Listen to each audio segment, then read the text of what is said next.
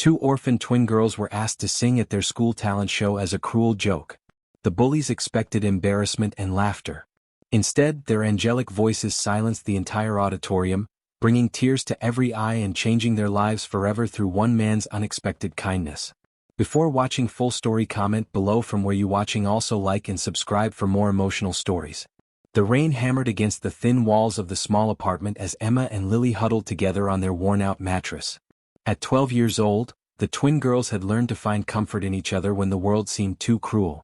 Their clothes were too small, their shoes had holes, and their stomachs growled with hunger. "Girls, come here," their mother Sarah called from the kitchen, her voice shaky. The twins exchanged worried glances. They knew that tone meant bad news. Sarah sat at the broken table, tears streaming down her face. "I'm sorry, babies. I can't do this anymore. Your father left us with nothing, and I just can't take care of you."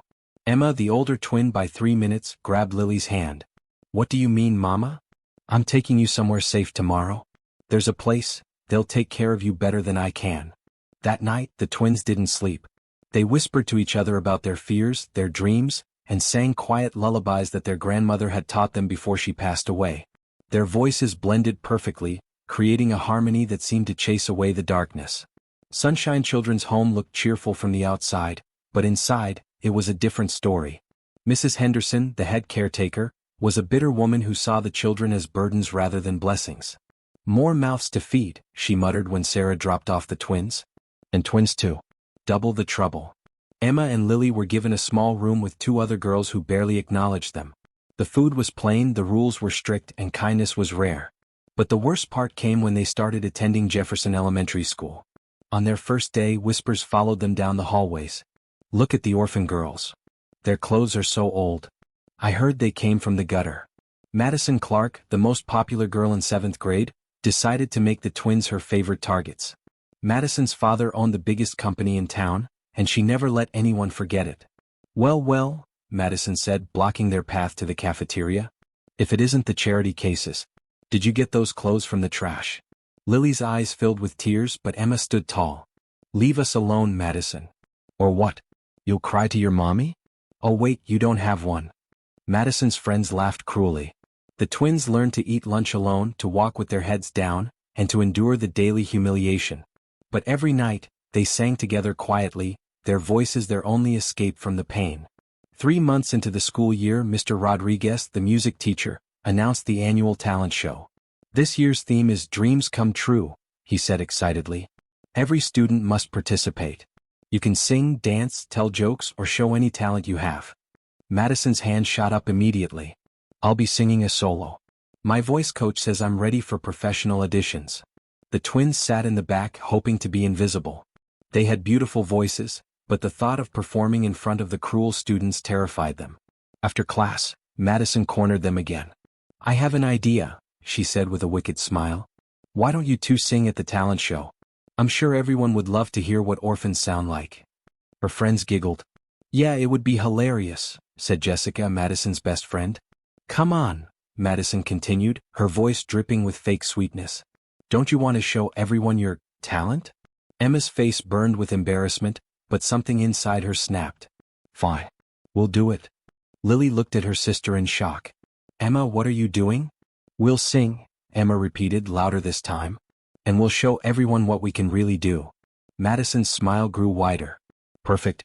This is going to be so entertaining." As the twins walked away, they could hear Madison and her friends planning how they would record the performance to share on social media, expecting it to be a disaster they could mock for months. Marcus Thompson was driving home from his construction job when he saw the 2 girls walking in the rain. They were soaked, their thin jackets no match for the November weather. Something about their vulnerability reminded him of his own daughter, who had passed away in a car accident 3 years earlier along with his wife. He pulled over.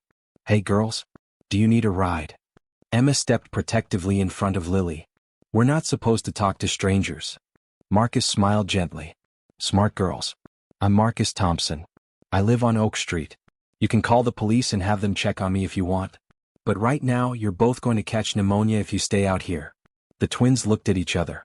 Something about this man felt safe. His eyes were kind and his voice was gentle. "We live at Sunshine Children's Home," Lily said quietly. Marcus's heart clenched. He knew about the orphanage. He'd been thinking about volunteering there since losing his family, but grief had kept him away. "Come on, let me take you home," he said. During the short drive, the twins sat quietly in the back seat. Marcus glanced in the rearview mirror and saw Emma comforting Lily, who was shivering. "You girls okay? You look upset about something." "We have to perform at the school talent show," Emma said. "Some kids are expecting us to embarrass ourselves." "Why would they think that?" "Because we're orphans," Lily whispered. "They think we're worthless." Marcus pulled into the orphanage parking lot but didn't let them out immediately. He turned to face them. "Let me tell you something, girls. I've lived long enough to know that a person's worth isn't determined by their circumstances. It's determined by their character, their heart, and their courage to keep going when things get tough."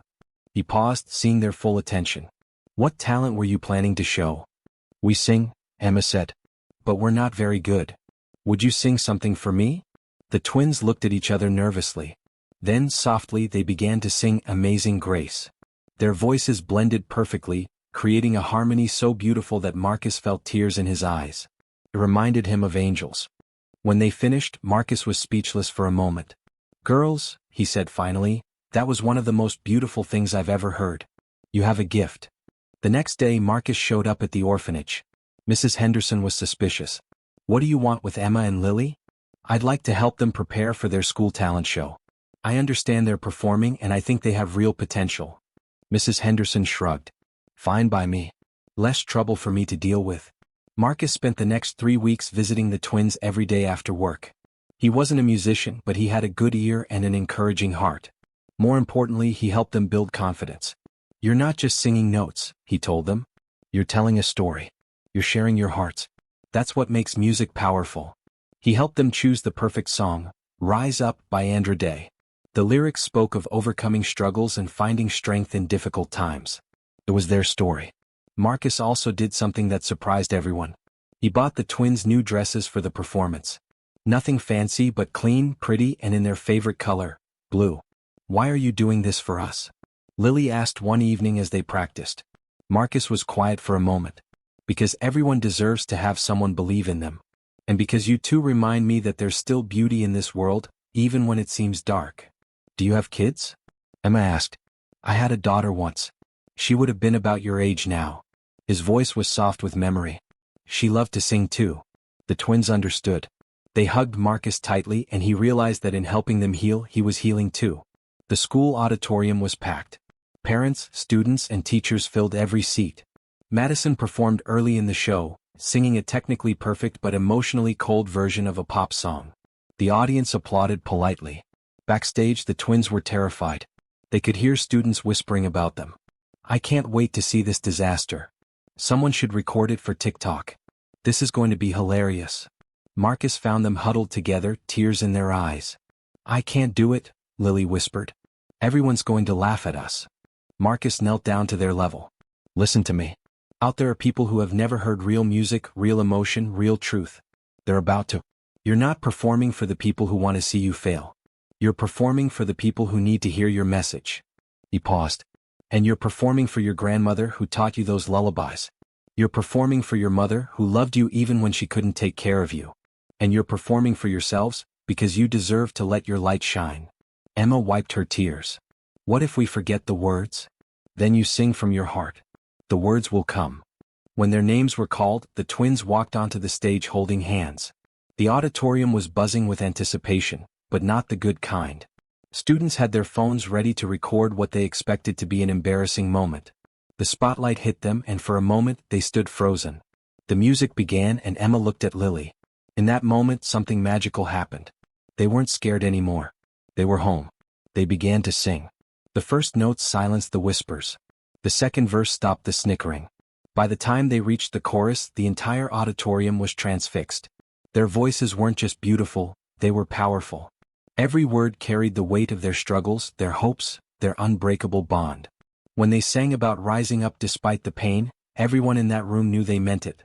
Mrs. Patterson, a teacher who had dismissed them as those orphan girls, felt tears streaming down her face. Madison's mother, who had never paid attention to less fortunate children, was sobbing. Even the principal, known for his stern demeanor, was visibly moved. But the most profound change was happening in the audience of students. One by one, phones were being put away. The desire to mock was replaced by awe. These weren't charity cases or objects of pity. These were two extraordinary girls who had survived more than most adults and emerged with grace. When the song ended, the auditorium was completely silent for a full 10 seconds. Then, slowly, someone started clapping. Soon, the entire audience was on their feet, applauding thunderously. Marcus, watching from the back, had tears streaming down his face. He had never been prouder of anyone in his life. The video of their performance, recorded by someone with pure intentions, went viral within hours. Comments poured in from around the world. These girls have more talent in their little fingers than most professional singers. I'm crying. Their story, their voices, their strength, it's incredible. This is what real music sounds like. At school the next day, everything had changed. Students who had ignored or mocked the twins approached them with respect and admiration. Madison, humbled by the experience, found the courage to apologize. "I'm sorry," she said, her voice small. "I was wrong about you. You're both amazing." The twins, ever gracious, accepted her apology.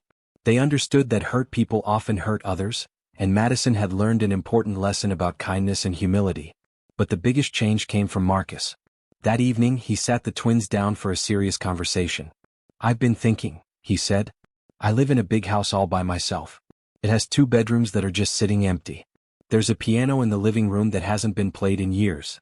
The twins looked at each other, hope beginning to bloom in their hearts. "I've already talked to Mrs. Henderson and started the paperwork," Marcus continued. "If you girls would like, I'd love for you to come live with me. I know I can't replace your parents, but I can promise to love you, support you, and help you chase your dreams." Emma and Lily threw their arms around Marcus, sobbing with joy. "Yes," they said together. "Yes, yes, yes." 6 months later, Emma and Lily Thompson, they had asked to take Marcus's last name, were thriving.